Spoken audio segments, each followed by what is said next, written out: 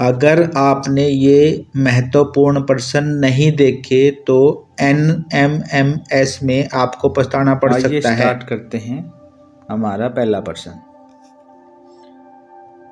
बल का SI मात्रक क्या है? मतलब है कि जो बल है उसको कैसे मापते हैं? तो उसको मापने के लिए न्यूटन इस्तेमाल किया जाता है। अब बात करते हैं हमारे दूसरे प्रश्न के ऊपर। जल का रासायनिक सूत्र क्या है? मतलब जल को विज्ञान की भाषा में क्या कहते हैं या क्या लिखते हैं? तो उसको लिखते हैं आंसर बी, H2O।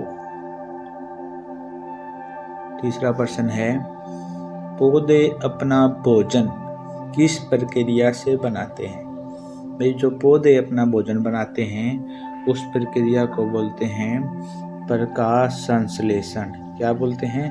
प्रकाश संश्लेषण। उसके बाद है, बिजली धारा की इकाई क्या है? मतलब जो करंट होता है वो तारों में आता है तो उसको किस में मापते हैं? तो उसको मापते हैं एम्पियर में, एम्पियर। प्रश्न नंबर 5 है, अमल का स्वाद कैसा होता है? भाई अमल होते हैं वो स्वाद में खट्टे होते हैं। प्रश्न नंबर 6, ध्वनि तरंग किस प्रकार की तरंग होती है? जो ध्वनि है वो याद रखना है वो अनुदैर्घ्य तरंग होती है। ध्वनि तरंग किस प्रकार की होती है? अनुदैर्घ्य। ये बहुत इम्पोर्टेंट प्रश्न है। प्रश्न नंबर 7 है, रक्त में ऑक्सीजन कौन ले जाता है? जो हमारा रक्त है उसमें जो हमारी RBC लाल रक्त कणिकाएं हैं वो ऑक्सीजन को लेके जाती है। प्रश्न नंबर 8 है, लोहे पर जंग किससे लगती है? जो लोहा होता है वो कुछ समय के बाद काले रंग का या भूरे रंग का उसके ऊपर परत जम जाती है जिसको जंग बोलते हैं। तो वो लगती है हवा और पानी दोनों से वो लगती है। उसके बाद है प्रश्न नंबर 9, प्रकाश किस माध्यम में सबसे तेज चलता है? जो प्रकाश है सबसे तेज चलता है निर्वात में। निर्वात का मतलब होता है वैक्यूम, मतलब कि वो खाली जगह में सबसे तेज चलता है। प्रश्न नंबर 10 है, जो DNA होता है वो कहाँ पाया जाता है? DNA किसी भी कोशिका के नाभिक में पाया जाता है। उसके बाद है प्रश्न नंबर 11, ऊर्जा संरक्षण का नियम किस पर लागू होता है? ऊर्जा जो संरक्षण का नियम है वो सभी प्रकार की ऊर्जा पर लागू होता है। प्रश्न नंबर 12 है, पेट्रोलियम किससे बनता है? तो पेट्रोलियम बनता है मृत जीवों से, मृत जीवों से बनता है पेट्रोलियम। और जो कोयला बनता है पेड़ पौधों के नीचे दबने से, वनों के नीचे दबने से। प्रश्न नंबर 13 है, पौधे जल कहाँ से लेते हैं? तो ऑप्शन तनों से, जड़ों से, पत्तियों से और फूलों से। बिल्कुल आसान ये प्रश्न है, तो इसका आंसर है जड़ों से। फिर प्रश्न नंबर है 14, ओम का नियम क्या है? ये बड़ा इम्पोर्टेंट प्रश्न है। ओम का नियम है V बराबर है IR, ये याद रखना है। ओम का नियम बराबर है V बराबर है IR।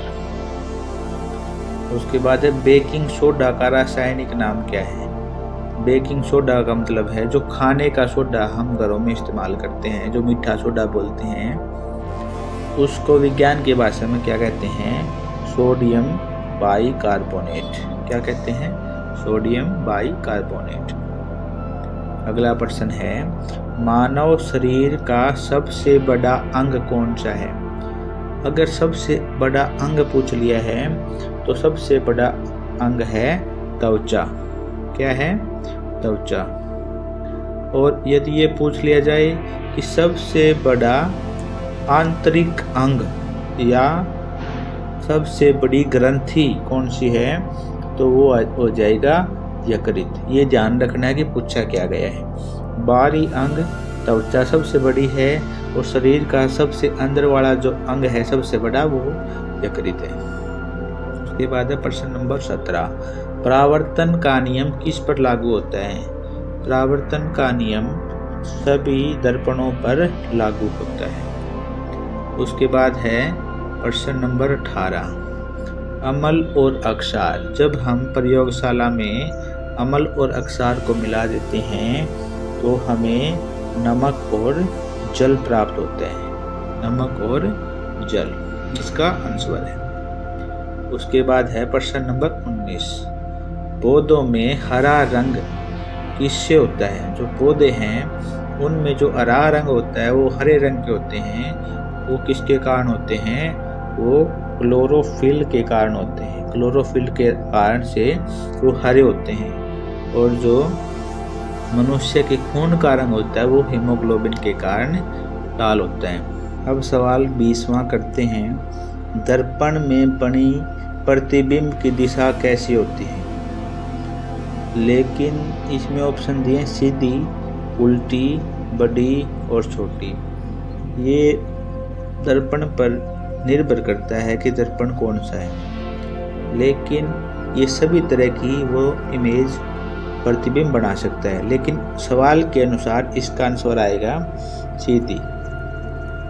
दर्पण का नाम तो दिया नहीं है, दर्पण में किस दिशा में प्रतिबिंब बनता है, तो वो है सीधी दिशा में प्रतिबिंब बनता है। आज की वीडियो में यही थे प्रश्न। अगर आपको इस वीडियो से कोई फ़ायदा हुआ